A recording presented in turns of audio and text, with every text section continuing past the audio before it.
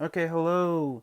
This is Dean, and I'm going to do the panel for coronavirus again. And today is Saturday's April 25th, and this is part two. If you saw the one from uh, from Puchi Con, again, I am in partnership with Puchi Con, and I'm doing it under Cancel Corona Con as well. And I wanted to say that we're also doing it as part of the fundraiser as well, which I will talk about in a little bit. I hope I get to persuade everyone to donate after we go through this panel.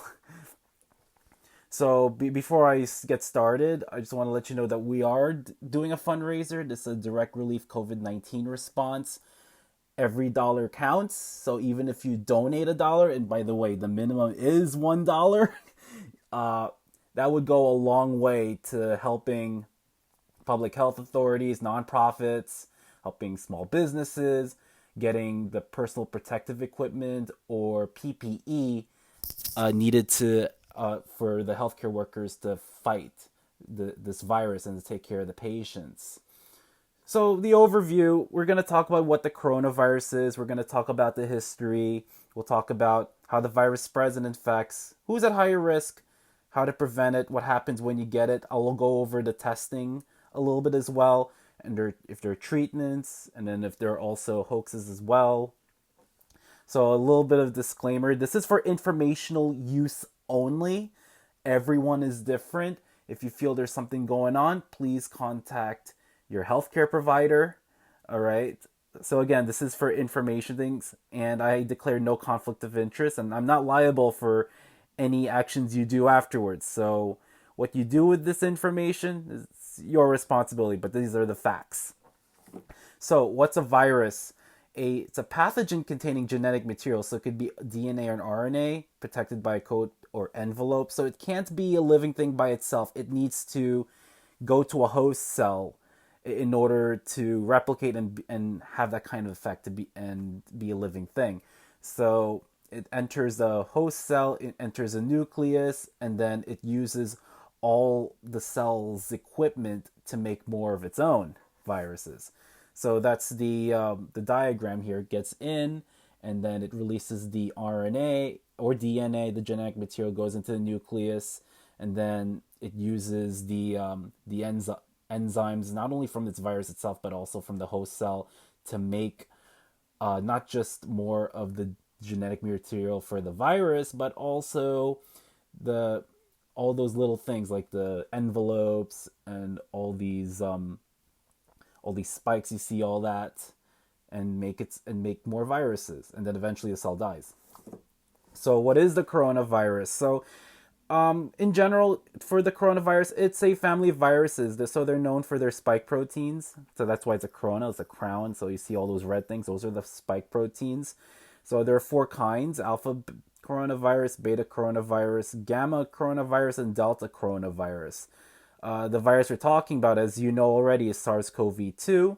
If you want to get really technical, we call it a positive sense single-stranded RNA virus. This one infects birds and mammals, including us humans. They responsible mainly for the common colds, most of the coronaviruses. So it's mostly respiratory, and then pigs and turkeys are diarrhea, but that's just a side note. Some can transmit between animals and humans, and this now, compared to last month when I did the when I did the panel, there was no evidence that dogs and cats or any domesticated animals would get the coronavirus. Now we found out ever since if you found out in the news in the Bronx Zoo, we had a few tigers, a few lions who got tested positive for coronavirus. So they had the similar symptoms like we humans do with the coughing and the shortness of breath. Now, so that's part of the cat family, the tigers. Now we have two domesticated cats in New York. Just recently got tested positive for coronavirus as well. Now there is one case where one dog, I believe, died, if I'm not mistaken, in China for coronavirus. But so the risk, even though the risk is really low, you can't you can't take any chances. So So you still have to do the social distancing, which I will talk about later on. And that doesn't necessarily mean you give away your pets or kill them. No, don't do that. Okay. Also, so this coronavirus is there's actually a link between humans and bats. So it originated in bats. The intermediate species could be something called pangolins. It's native mainly in Southeast Asia, and they look like little anteaters, and they have those little shells there or something like that. They're mammals. So and they roll up for something like that. So and also Chinese people, they would use pangolins for medicinal use as well, and they would eat their meat and all that. It's crazy. So the history of it started in December 2019. It's in a seafood or live animal or wet market in Wuhan, China, and poor hygienic and cleaning practices, as well as close contacts. Basically, it turns into a feeding frenzy for the viruses. So the viruses will go from one species in the meats and then goes into humans, and then they mutate along the way. And now the thing is, when it comes to the mutation, I'll talk about a little bit here. It's not too fast. There's like one change here and there, but they're really small. But as it infects more and more and more, then the DNA, the genetic material tends to change. So the first name when they found out is it's 2019 nCoV, which stands for 2019 novel coronavirus. So this one's related to SARS-CoV. That was from 2002 2003, and also related to MERS, and it's Middle Eastern Respiratory Syndrome. So they're those three are coronaviruses. And as you know, the virus is SARS-CoV-2, and disease is now called by the World Health Organization COVID-19, or coronavirus disease 2019. So how the virus spreads and affects, as you probably know, it's by close contact. Okay, you can sneeze, or cough, and that will transmit the droplets with the viruses, and then you can get it. And mainly enters through mouth, nose, eyes, or fecal oral route. Now, there are some cases where it could be a vertical transmission as well. There is a low risk for that, but I've seen a few things happen where it goes from the mother to the fetus. And as I said, contact with virus via air and also touching surfaces. I'll get more into the surfaces part. And you can infect people you can have infected people traveling especially via planes, and that's how the virus is spread so fast. And so the incubation period is 2 to 14 days. That's why you hear about that. If you don't want to take any chances, you isolate or quarantine yourself for 14 days. The mean or median I've seen could be less than a week, and anyone can get it. All right, even the young ones. 20%. This is as of last month. 20% of U.S. hospitalizations tend to be below 20 to 44. That number may change. So this is in detail this is specifically how SARS-CoV-2 will infect the cell. So let's go. So the virus, what it does, this spike protein will interact with this thing called ACE2 receptor, and it stands for angiotensin converting enzyme. So think of it as the button. So it'll press that button, it'll bind to the button. TMPRSS2 is another, it's an enzyme, so that helps it with like a door. So you hit the button, open the door, enters. And then it'll do a couple things. The RNA could go into the virus, into the nucleus, and then it'll make more genetic material there, or it can go into what we call the replication complex. So it also has an enzyme called RNA dependent RNA polymerase. With the presence of RNA, it'll make more RNA. So it's like your copy machine, and it'll go into other places. So it can make proteins to help make the shell or the envelope and all the spike proteins. So not only the genetic material, in this case RNA, is being made, also the proteins involved in making the virus are being made as well. And then so more and more of it are made, and then the viruses start coming out. Eventually the cell dies and more viruses come out. So it's crazy. And also, these receptors are also not, it's mainly found in the lungs, but you can also find them in the heart, GI, that's the gastrointestinal tract, liver, and kidneys. Now, it says that it also binds into another receptor called CD147. We don't see a lot of it, so for the base of this, it's mainly the ACE2 receptor. Okay, so we're going to go really into detail. So now, you inhale the virus, get in here, and then it's going to go into lungs. So these are the grapes called alveoli. So that's where gas exchange is taking place. So you breathe in, get the oxygen in, it fills it with oxygen, then the oxygen gets into the blood vessels. Over here, these are the pulmonary capillaries. And then the pulmonary capillaries will bring out the carbon dioxide, goes into the alveoli so you can breathe it out. So virus goes into the lungs, into the alveoli. So what it will do is it's going to attack something called type 2 lung cells or pneumocytes. And it makes something called surfactant. So surfactant is similar to soap. And what it does is it maintains the stability of the alveoli. Without this surfactant, then the alveoli would actually shrink or pop, and then you won't have an alveoli, and then now you're not going to be able to have storage for oxygen to be used for the body. Or you won't even have a route for the carbon dioxide to get rid of. So you actually do need these alveoli. So when the cells die, there are these inflammatory mediators. So you can get IL-6, IL-3, all those different kinds. They get released and they go to the blood vessels. And so when they go to the blood, it will go to the hypothalamus, and then you may cause a fever. So that it tells the body, oh, there's a foreign object here. Let's kill it with heat. So the blood vessels dilate. They get a little leaky.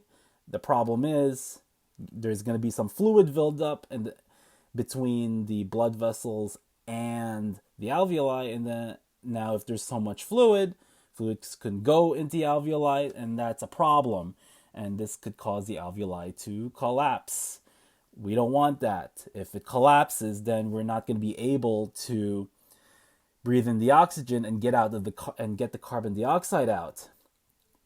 So as I said, gas exchange gets impaired. And then now the heart starts pumping more just to compensate. And then in order for the heart to pump more, the respiration rates go up. So you start breathing, and just so you can get more oxygen.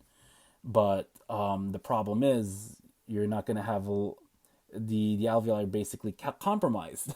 So now neutrophils, part of the white blood cells, they kill the viruses, but they also kill type 1 and type 2 cells. So now what's going to happen? The cells aren't able to do gas exchange, so you're not able to get the oxygen into the blood, and you're not going to get the carbon dioxide to get out, and you're not able to get the carbon dioxide to be exhaled. So we got an issue, and it's also going to attack the type 2 cells as well. So consolidation occurs. So that's basically where the alveoli basically collapses, and then you get something called ARDS, so acute respiratory distress syndrome. So this one is where the issue here is you have trouble breathing, all because you have this fluid buildup in the lungs now, and then because of the inflammation that's going on in the bloodstream, you get what we call SIRS, systemic inflammatory response syndrome, and then because of the reduced blood pressure, that's due to the leakage for the fluid going into the lungs and trying to get all the red bloods, all not red bloods, all the inflammatory markers to attack the virus. Then your blood pressure goes down and you get a septic shock. And also because of the low blood pressure, there's going to be organ failure. Now the new stuff that comes in is there could be a formation of blood clots. So the earliest of the blood clots can form even here as well, and that's due to the inflammation. What I'm thinking is that the reason why the blood gets a little thicker and then you form blood clots simply is because the body is thinking, oh, things are leaky. All right, let's plug up the the capillaries. Well, I now we don't know what the real answer is, other than that there's inflammation going on, but the body's trying to get its act together, but it's trying so hard, but every time your body tries to do something, it causes even more damage. So now we got people just getting clots in their brain now, in the lungs, and all over the body. So when there's a clot, and then that means there's less blood going into there's no blood going to the organs basically, and then now you get organ failure.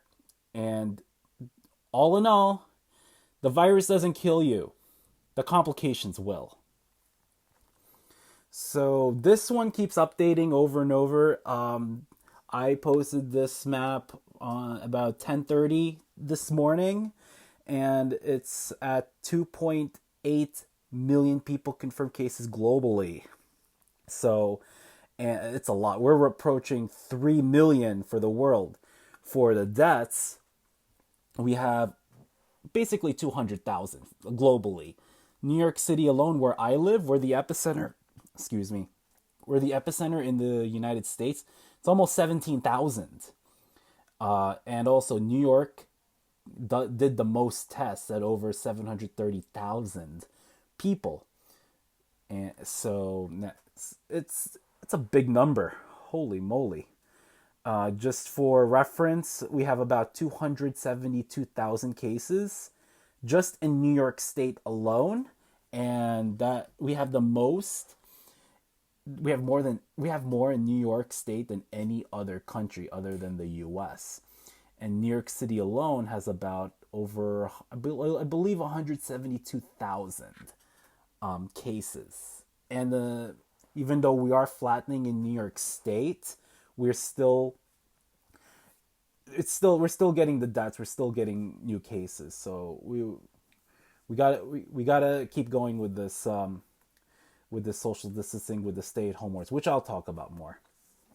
So this is the United States. So the hot spots you can see here are mainly urban areas. So you can see here near the tri-state areas affected, Chicago, even the South. So Louisiana, for example, California doesn't seem to be affected as much, but don't let the colors fool you. So as I said, the numbers keep going up, and this is as of back in early this month in April. Even though it goes all the way to March 25th, it still keeps going up. So who's at higher risk? So think about it. As I told you, what's going on with the lungs, the ones who are at risk are anything with respiratory related issues, people who are elderly, so 60 and older. If your immune systems are weak, if your immune system's compromised, whether you're taking medications or it's because of a disease such as HIV, for example. If you're a cancer patient, especially if you're in chemo, if you're on blood thinners, if you have diabetes, if you have cardiovascular disease, so you're really high risk. So it's a lot of people. So as I said, cardiovascular disease, respiratory disease, diabetes, pregnancy, obesity, you can add that into it as well. If your immune system's weak, so if you had a history of a transplant, if you're taking medications that reduce the effectiveness of your immune system, if you have HIV, if you're a cancer patient. So prevention is really important. So it's important to avoid exposure to the virus. And if you do have symptoms or not feeling well, better to stay home. Yes, autoimmune system, Crohn's, that's part of it. Wash your hands for 20 seconds. I'll explain a little bit. Try not to touch your face. If you have a habit of doing it, like myself included, wear a mask. Cover your mouth. Cough or sneeze on your elbow or tissue. Now, if you do have a mask, you don't have to deal with that issue because you'll be sneezing or coughing into the mask anyway. And stay at least 6 feet from each other, so that's your social distancing. If you a good rule of thumb is when you do a T pose. All right, so when you go from the nail of the middle finger to the other nail of the other middle finger, that's basically 6 feet. And for adults, of course. And give masks. So now, this is as of from last month. Give masks to those with symptoms, caregivers, and those at high risks. Everyone, when they go in public, everybody has to wear a mask at this point. So some people would ask me about gloves, which is great. You can wear gloves as well. The problem is, if you wear gloves for the entire day and use everything with your gloves, then there is a possibility of cross-contamination. Clean and disinfect surfaces and items. So the ones that you're going to get, you have to have an alcohol concentration of at least 70%. Hand sanitizer, 60%. Why is that? So you'll see percentages like 91, 99% of it, which is great. I mean, it's a really high concentration of alcohol. The problem is the alcohol evaporates a little quickly at higher concentrations. If you have it at least at 70%, you'll have at least some water to keep so the viruses can be exposed for a longer period of time with the alcohol, because water obviously evaporates much slower than alcohol. And I can go into that, but that's beyond the scope of this, so I'm not going to talk about that. Now, that being said, nothing replaces so washing your hands, you can't go wrong, okay? Hand sanitizers does not replace washing your hands. So think about this. If you're playing in the mud and your hands are muddy, would you use hand sanitizer? No. You go wash your hands, but if you're muddy all around, you might as well take a shower. So that's what I do every time I come home from work. I'm a pharmacist, so I see people all the time, and it's not always realistic to socially distance, but you do the best you can. So once I go home, I go straight to the shower. So you don't infect anyone else, and you don't leave any viruses on the surfaces. At least you want to minimize that. Okay, so no unprotected contact with live, wild, or farm animals. You don't see that too much with New York City if you're in the city areas, okay? If you do cook thoroughly and fully. Do not undercook. Now, I got people asking me about, what about delivery and takeout? Now, there's no evidence on that viruses spread through food. We don't know that. Now, if it's a person who's tested positive and is eating the food, of course, don't share food with that guy or that girl. Okay? I don't want you to get the viruses because now it's in contact. Social distancing, let's talk about it. This is not social distancing, okay? If I'm the person over here and I sneeze, that she's gonna get it, like this close here. Okay, so I like pictures, so I think this one will provides a better perspective. So if a person is infected and infects 2.5 people, so that's on a regular day, probably New York City, it's something that's in cities that are highly dense, it's probably more than 2.5 people, who knows. In about 1 month, you infect 406 people just by one person. So when you reduce the exposure, you reduce the amount of people being infected. That's why it's important to stay home if you don't need to go out. So social distancing, as I said, if you're sick, older, or if you have an underlying health condition, okay, or if you're tested positive or you live with someone who's tested positive, you stay inside and you separate yourself from those who are infected. No gatherings of more than 10 people. Basically, you're not going to see a lot of gatherings anyway, period.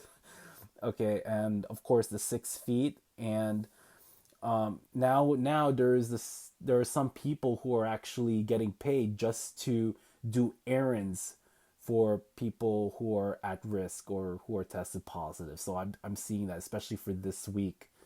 So there will be other people doing groceries for them.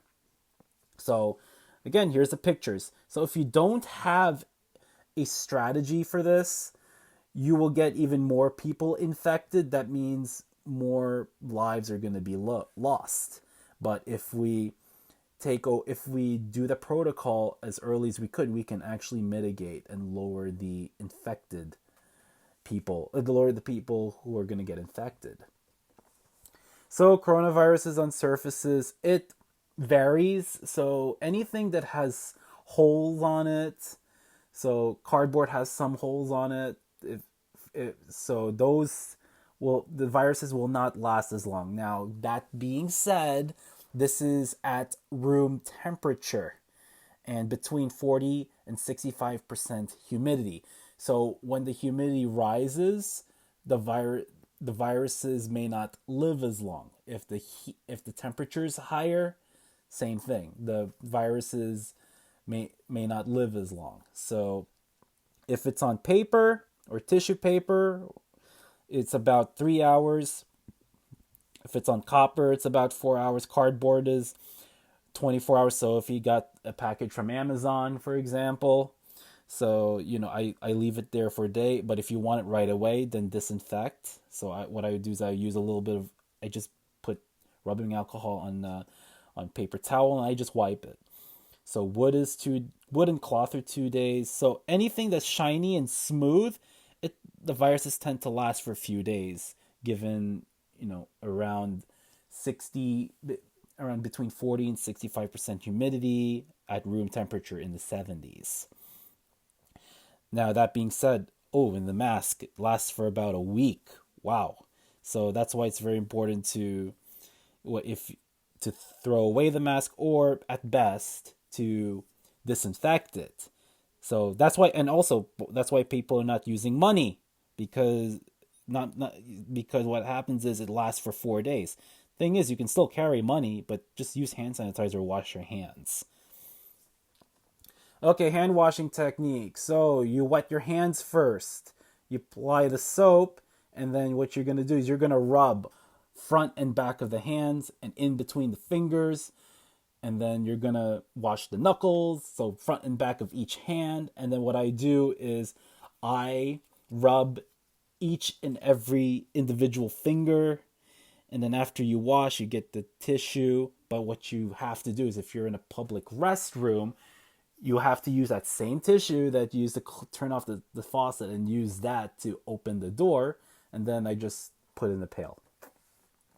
So this one, if you really, really, really want to go extend yourself, before you leave the house, I would use a long sleeve jacket or a long sleeve sweater, so you won't get coronaviruses on your skin.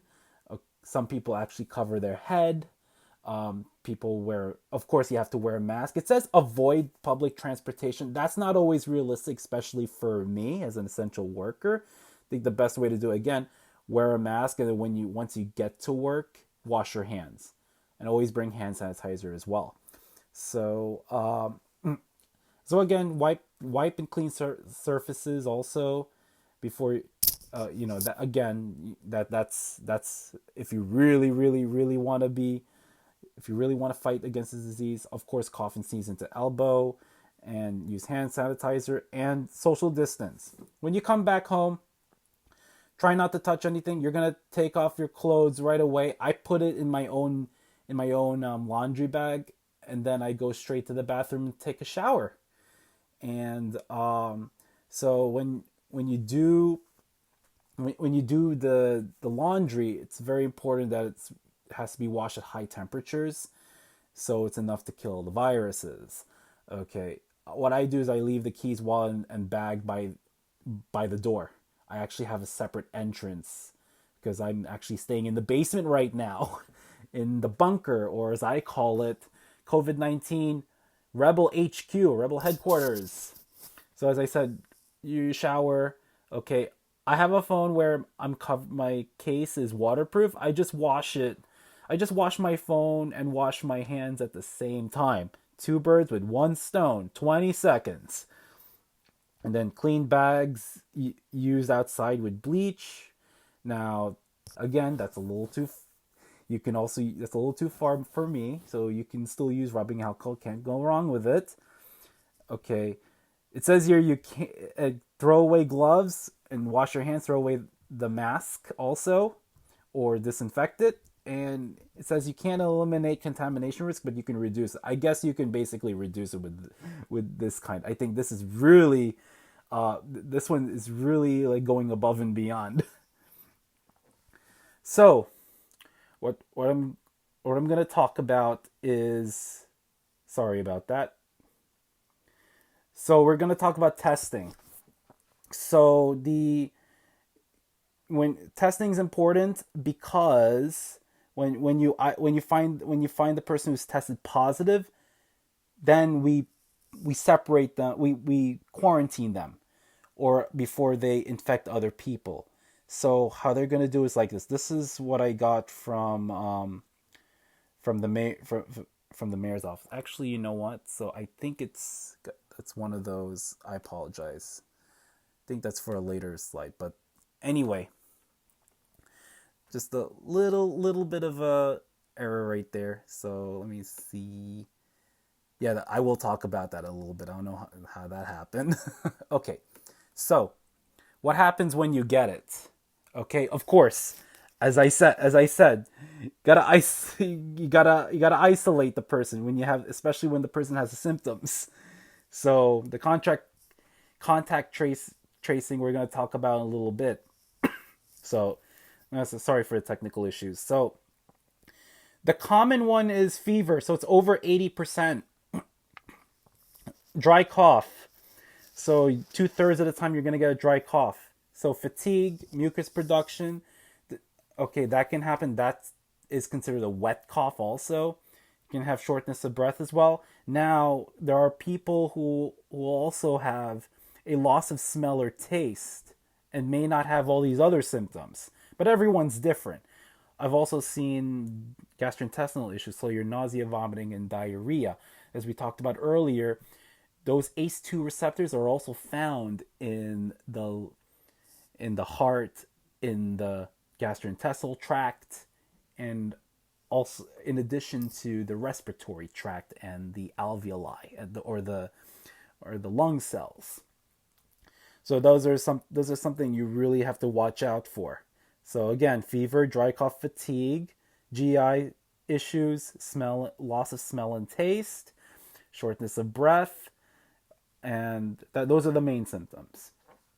So what happens when you get it? Well, so most have mild illnesses. Most of people will recover. It's the people who are at high risk who may not recover. That's who we're concerned about. So it's as I said, broad illness severity could kill you too, as you already know. And severity may increase on the second week of illness. Again, if you are sick, stay home. Do not panic. You gotta distance yourself from others. And also, everyone has to wear a face mask. Again, when you go out into public or when you're at home, wear a face mask if you're at risk or if you have the symptoms or if you tested positive. Do not call 911 right away. You call the doctor and schedule an appointment. Nowadays, you're doing teledoc. You can do it over the phone. You can do or telehealth. And then you have to do a follow-up. Why would you do this? Because if you call 911, there's only so much staff. They're already overwhelmed as it is. And if you do show up at a hospital, you're going to increase your risk of getting coronavirus.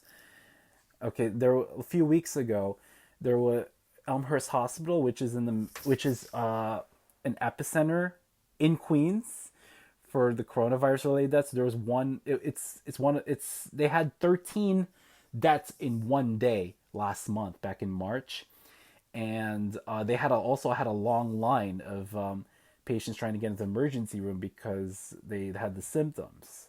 So, and they're not really 6 feet apart, so they could have gotten you.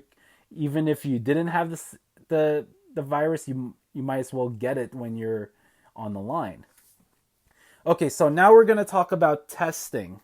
So there are two tests. There is the SARS-CoV-2 PCR testing. PCR stands for polymerase chain reaction. So what they're going to do is you get one of those really long flexible swabs, and then you're going to shove it into your nose, and you're going to twisty, try to get all those cells and all that. Then take the sample, and you're going to... There are two ways. So there is one test where it's a home kit, and you can actually ship it to the lab. In this case, LabCorp. The other one, they would do it at a clinic, at an ambulatory clinic, and then they'll just run the test. So how they're going to do it is, so they're going to get the sample where they will have the RNA. And what they're going to do is they have this little enzyme in the testing machine that'll make that viral RNA into DNA, and then another enzyme that will make the DNA replicate more. And so once they make more of the genetic material, they can put you can put a dye, and then once you see a color come out and it meets that color for having the viral RNA, that means you're tested positive. The other one is an antibody test. So you get the blood, and then you put the blood in a little well, and the well contains the spike proteins. All right, and you pour the blood, and then if it does have antibodies for the coronavirus, it's going to bind to the spikes proteins. And then what you're going to do, you're going to link it with some kind of a reagent, and you'll see that if it turns a certain color, that means you get a positive test.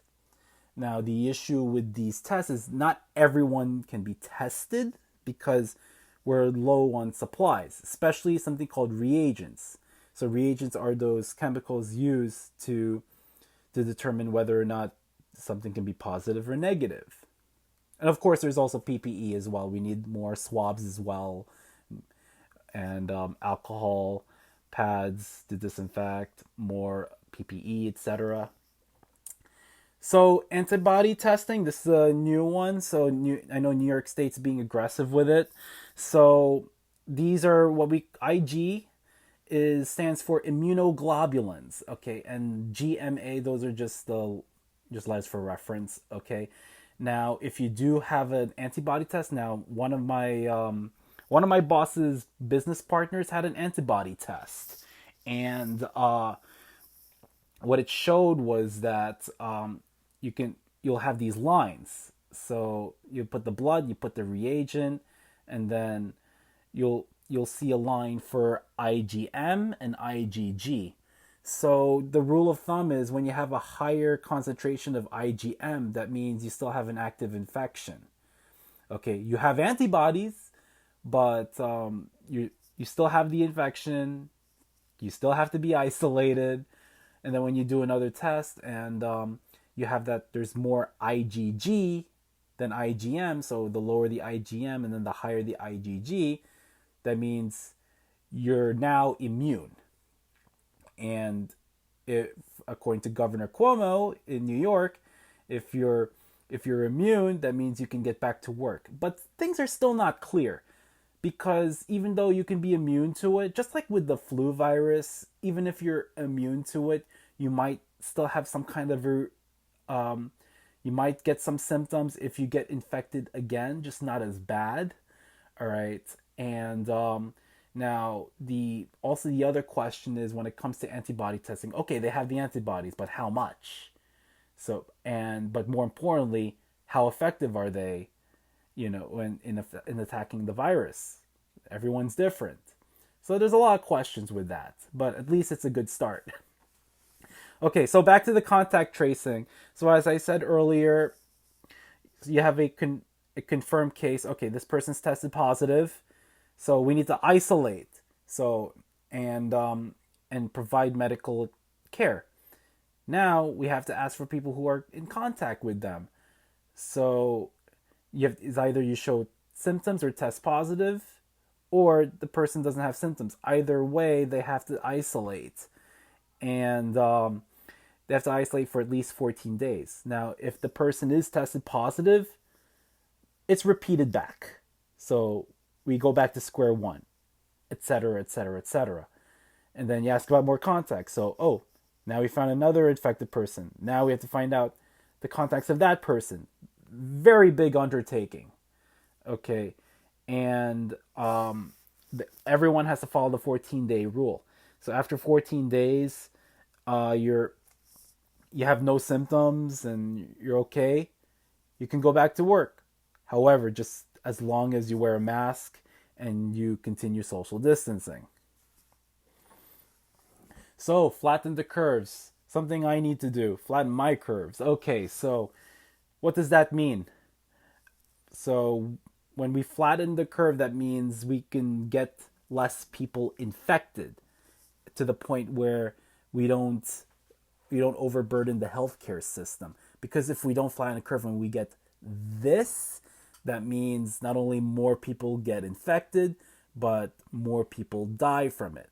But when we lower it by, as I said, testing right away, testing early, contact tracing, and starting the stay-at-home orders early enough, then we get to flatten the curve, and as it states here, so we can get less people dying. There will be still people being infected, but at least the healthcare system will take care of these people. And of course, there would be people who, because if we have the high curve here, people who needed surgery for other stuff or other important stuff, they're not going to be taken care of. So, that's why it's really important to flatten the curve. So how do we flatten the curve? Get less people infected as possible. For those infected, quarantine them. The high risk ones, quarantine them. Prevent or reduce exposure and deaths. So you got to follow basic hygiene procedures. Don't overwhelm the healthcare system. So that way we can reduce the economic and social impact and mitigate the impact of everyday life. So flattening curve helps with also buying time to develop treatment, cure, vaccine, which they're still working on. There's still no cure or vaccine yet, but there are trials. So we're going to do a rewind. Spanish flu, 1918. And this is back before vaccines and antibiotics back then. So this one was caused by something called the H1N1 influenza virus, which is similar to the 2009 swine flu. So back then, there were 500 million cases in the world, which were at the time 1/3 of the global population. And at least 50 million were dead, and 675,000 just in the US alone. And it affected everybody, especially the young, the old, and the healthy. Supportive therapy had to be done because there were no antivirals or antibiotics or vaccines at the time to treat it. So just like with this coronavirus, there's also quarantines as well. Large gatherings banned, public places and businesses were closed.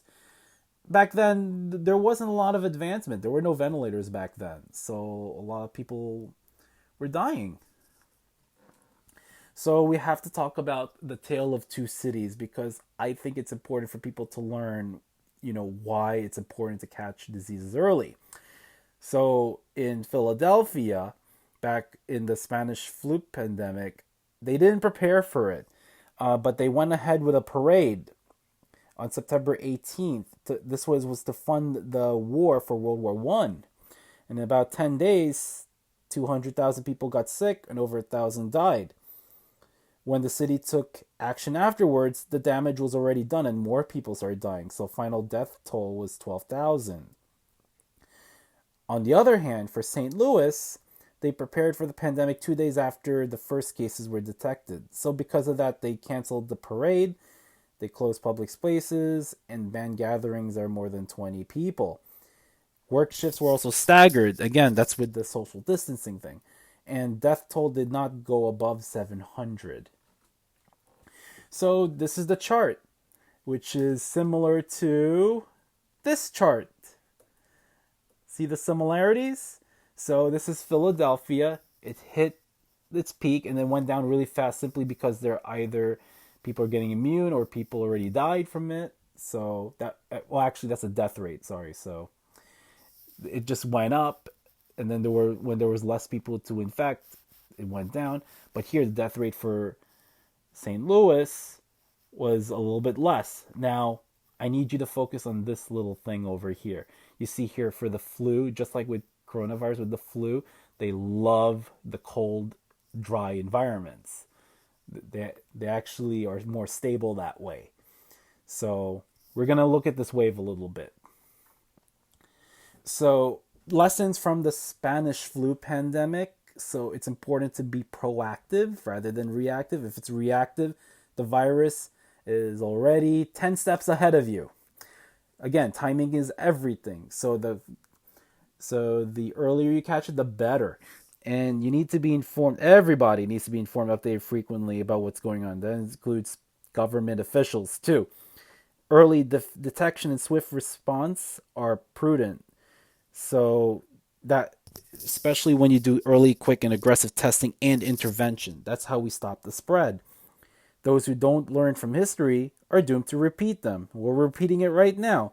So always plan for the next waves of infection. So prevention is key.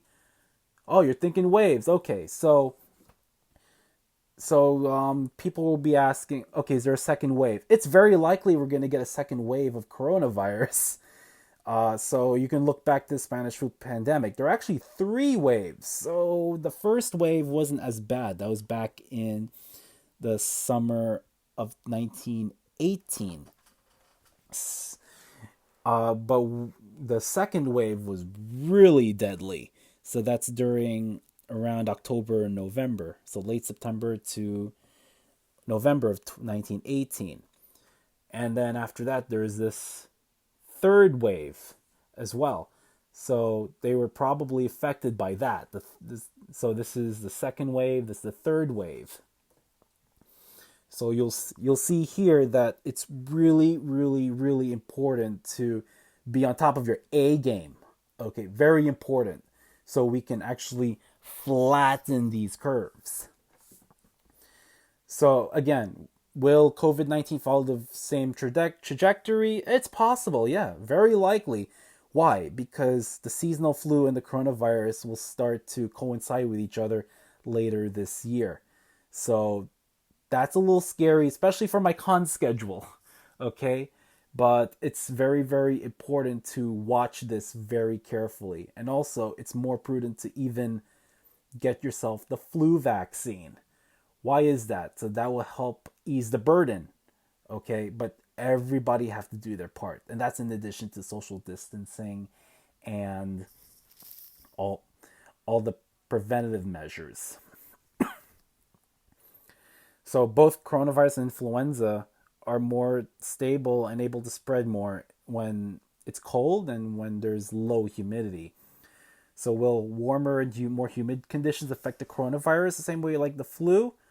We don't have very clear information simply because in my country, in the Philippines, it's hot there and there's still cases rising. So, even though it could slow the spread of it, I think the transmission is still there. So, again, double whammy on society and healthcare if we don't take the steps needed or if we're not careful. All right. If lucky, and that is if we're lucky, vaccine may be available in 12 to 18 months. Most likely we're not going to have a vaccine this year.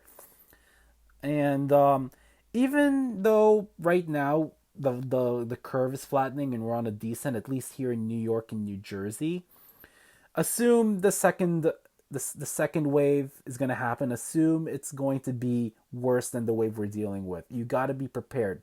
There's no such thing as being too prepared. Okay? Again, testing and tracing aggressively. That's why I post the slides about testing and tracing. If we all do the right thing together, we could mitigate it. So back to COVID-19. Now this chart is a little bit outdated, but the reason why I want to bring this up is because South Korea did what it had to do, and the curve is flattening already. It's still flattening at this point. But for United States in general as a country, it's still going up, and it's not slowing down. Okay, treatments and cures for COVID-19. Again, now this is as of March 2020. Right now, we're in late April. There's still no definitive cure, treatment, or vaccine. However, okay, for those who are COVID-19, who are the positive or negative or whatnot, vitamin C, D, zinc, and elderberry are important. Now, the data is not very clear, but people have been saying that, oh, it's helping me boost my immune system. Now, if you have fevers, for example, you can use acetaminophen or Tylenol. There are people where they don't recommend ibuprofen because it might worsen the symptoms of coronavirus. But there again, the data is pretty anecdotal. There's not a lot of data that supports that. Of course, you gotta drink fluids. You gotta take a rest. So especially resting, because you need the body to fight. Okay. And for coughs, you can use guaifenesin or dextromethorphan. You can find that in Robitussin. You can find that, for example, or Mucinex. There's cough, cold, flu remedies. I'm coughing a little bit because I'm talking a lot, so I'm gonna need my cough drops in a little bit. Actually, I'm gonna need one right now. Sorry. Okay, so now, so there are clinical trials in progress for antivirals. So now we have remdesivir and favipiravir. Remdesivir, they're still doing the trials. Now they had less people enrolled simply because they were running out of supplies for that. Favipiravir, this was actually from Japan, so they used that for the flu. So they're still working on it. There's an mRNA 1273 vaccine. That's an injection. They're being tested in Seattle. In Pittsburgh, they found they did a vaccine patch and it holds some promise, but they did it with mice, so they have to test it with humans. Again, it takes time. What about ritonavir? That's an antiviral. It's mainly used for HIV and in some cases hepatitis B. So, like for example, Kaletra or lopinavir, ritonavir. They did the study. So far, it's not looking pretty good. So,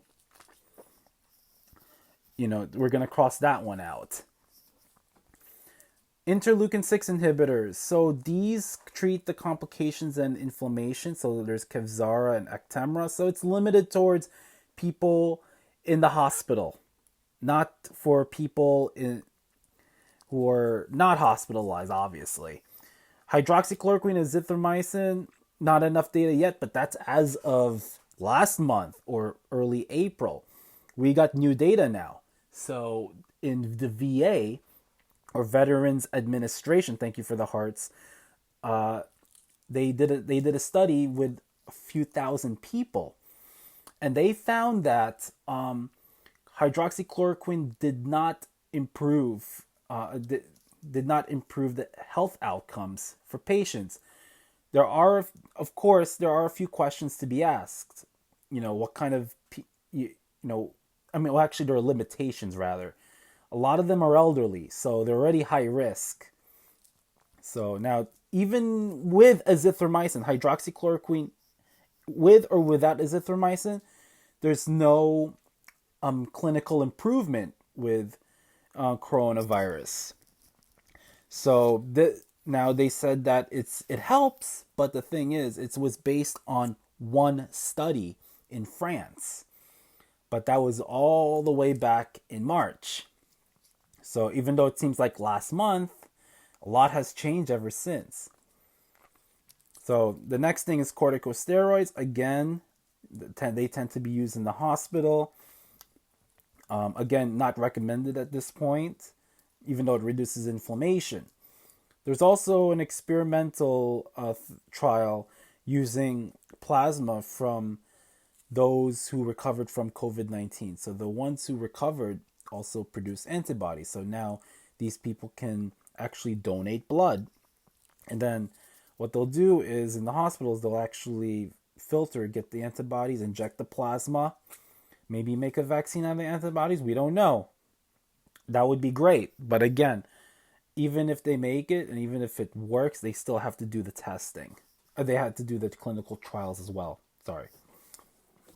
So Back in March 21st, this guy went and said hydroxychloroquine and zithromycin taken together have a real chance to be one of the biggest game changers in the history of medicine. The FDA moved mountains. Thank you. Hopefully, they will both be put in use immediately. People are dying. Move fast. God bless everyone. H works better with A, International Journal of Antimicrobial Agents. So the lesson here is don't jump, Joe. Don't jump to conclusion. Gotta do clinical trials to make sure it's safe too. In addition to being effective, just because one study worked doesn't mean it works for everybody. Everybody's different. He based it, I think, on a French study that only had 42 people. So we had one treatment arm or one treatment group. They would take hydroxychloroquine 600 milligrams once a day by itself. The second group takes both hydroxychloroquine 600 and azithromycin. It says unclear, but as I went through the information, they were saying that they did 500 milligrams on day one and then all the other days once a day. But again, it's not stated, but I've seen it.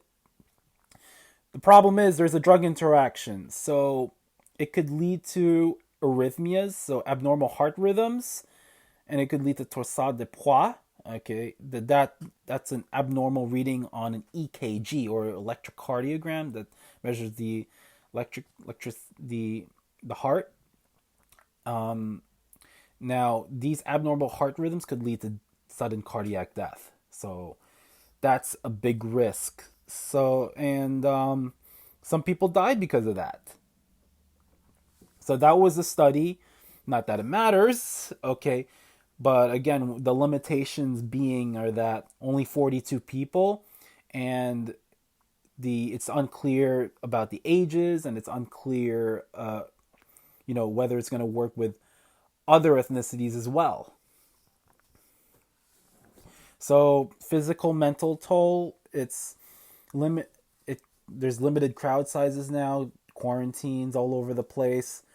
Cons and events have been canceled, businesses shut down, so everyone is hurting. Okay, there's reduced productivity and income, people are not spending, so people are losing money, there's curfews now, and I believe almost everyone probably knows at least one person who has COVID-19.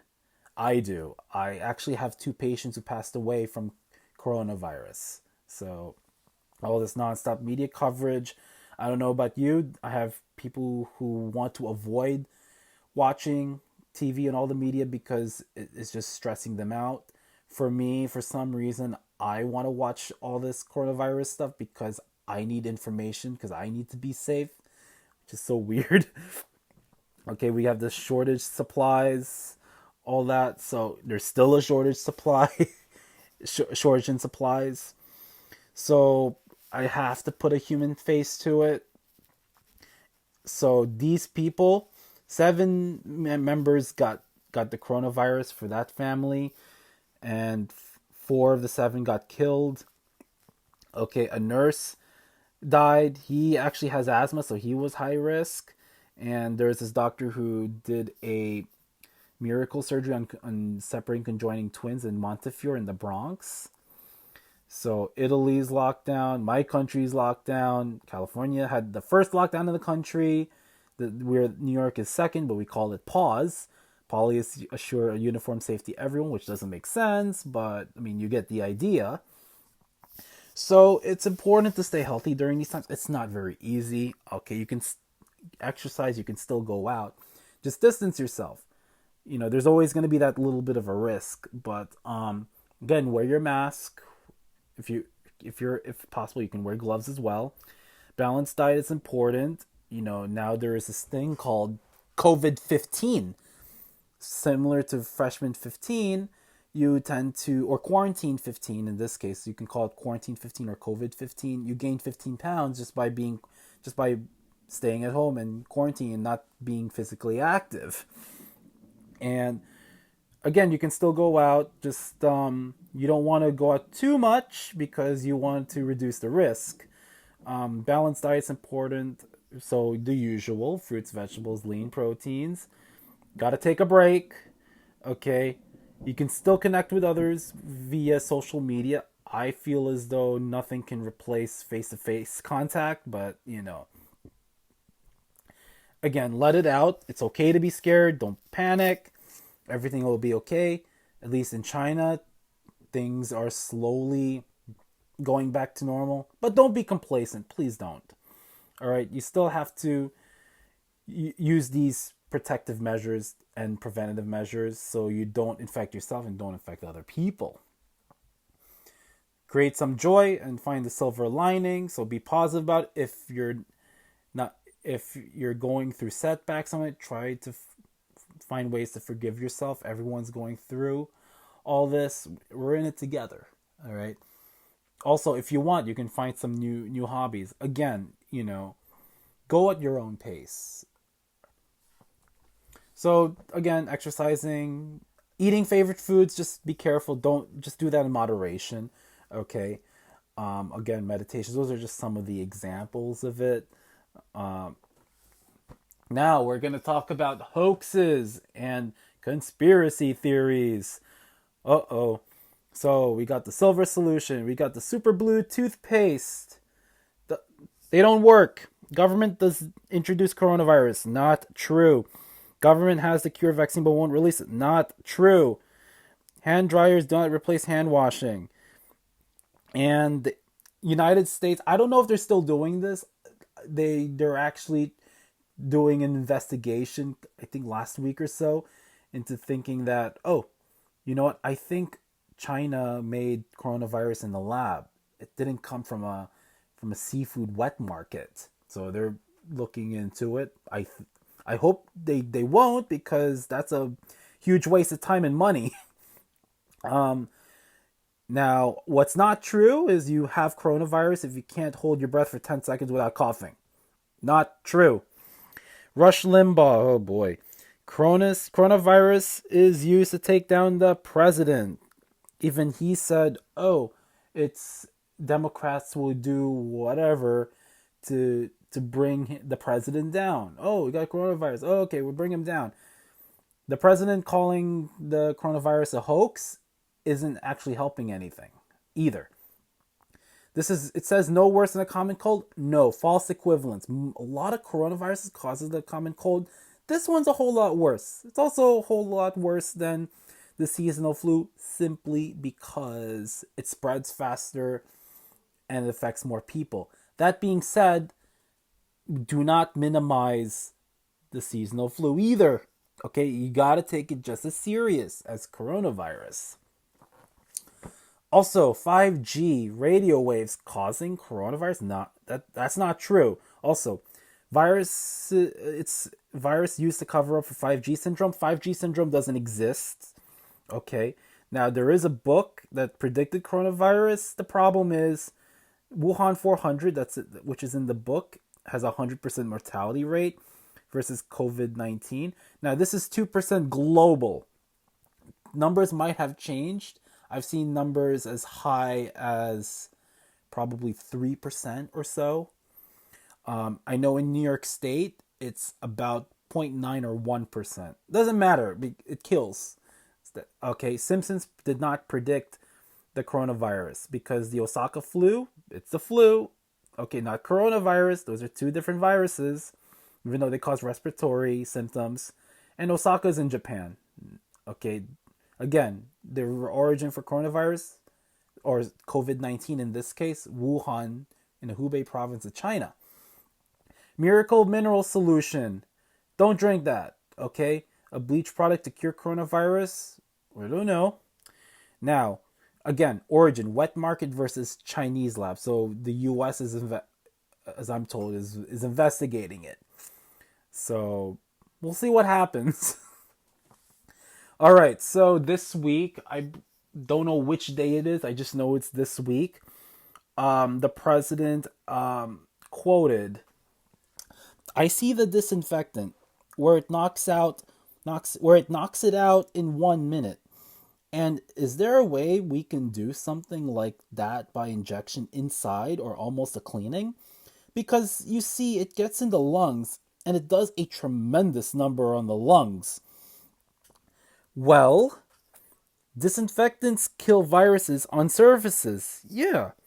But you should not in any way inject them or administer any disinfectant whatsoever, Lysol included, into the human body. I don't know why I had to do this, but I just wanted to make sure that everyone's on the same page. Okay, because even though disinfectants kill viruses on surfaces, administering disinfectants to your body is dangerous. It will injure or kill you. It also has little effect on the viruses inside the human body anyway. So please, if you're going to use Lysol or any disinfectants, use it appropriately. The sun. I love the sun. I miss the sun already, okay? Helps me get vitamin D and all that. But referring to UV light, this president said, I said, supposing you brought the light inside the body. I don't know how that works, which you can do either through the skin or in some other way. And I think you said you're going to test that too. So we'll see. But the whole concept of the light, the way it kills it in 1 minute, that's pretty powerful. Well, let's dispel it. There is a specific UV light called UVC, which can disinfect and kill viruses on objects and surfaces. The problem is, UVC could cause burns or eye damage if exposed. And also this week, there was this guy from Homeland Security. I forgot his name. He also had a chart as well. So they did in the lab where if you increase the temperature and if you increase the humidity, then the amount of the half-life of coronaviruses. So half-life, now that's the time it takes from going from a number of it to half the number of it. That's half-life. Where it actually the amount of viruses go down faster when they're exposed to sunlight and heat and humidity. But there's a problem. Even though we know UV and heat from the sun can kill the viruses, how much UV do we need? So like the nanometers, okay? What's the frequency of it in terms of the waves? And how hot does it have to be? Do I have to be in an oven? Because I know if you put surfaces in the ovens, it's going to kill the virus. So if but the ovens will burn me too. Okay? Same goes with humidity. They say that if you go like 80% or something like that. But again, it's not clear. It's not clear how much, and it's not clear how long these viruses have to be in the UV or heat or humidity in order to die. So please do not go sunbathing or tanning because they will not cure COVID-19. As a matter of fact, if you sunbathe or tanning, you're going to get yourself a higher risk of skin cancer or maybe first a sunburn. But again, please use your brains, okay? Research. Okay, silver solution hoax. So this one uses to kill viruses, wound, and skin conditions. It's an anti-inflammatory. Sinus infections, allergies, cold, and flu. Might as well. Makes me look younger. $125? No, that's not worth my money. So there's no evidence that proves that this thing works. Also, Alex Jones Super Blue toothpaste with iodine nanosilver to protect you from the coronavirus. There's no evidence that proves that. There's the book with the Wuhan 400 here. Also, coronavirus can travel up to 27 feet. In terms of just the virus alone, and it could go that far, or maybe if there's some wind going on. But, it could travel in just about 1 second, which is pretty amazing. But again, this is why it's important to wear a mask. I really don't know. I'm not really, I'm not feeling it with this one with 27 feet. I think that's a little too far, in my opinion. But still, 27 feet or 6 feet, put a mask on, okay? And put a mask on right. Make sure you cover the nose and the mouth fully, okay? In the future, Too many unknowns. All right. Last month when I did this, it's one thing, but now there's just so much going on. I don't even know what's gonna happen tomorrow. Coronavirus is very fluid. It can change at any time. So always prepare for the worst, hope for the best. And healthcare systems are still overwhelmed. A return to normalcy, I don't know if we're gonna really return to normalcy. Okay, treatments are coming, but we're still working on it. It's you know you know the hydroxychloroquine with or without azithromycin has taken a hit. So that's one thing. So FDA approved the coronavirus test. The group gives a result 5 to 15 minutes. That's made by Abbott. Now they have one where you can actually buy it. It's more than $100. I don't know how much it costs to get the kit, and no, you can ship it by FedEx.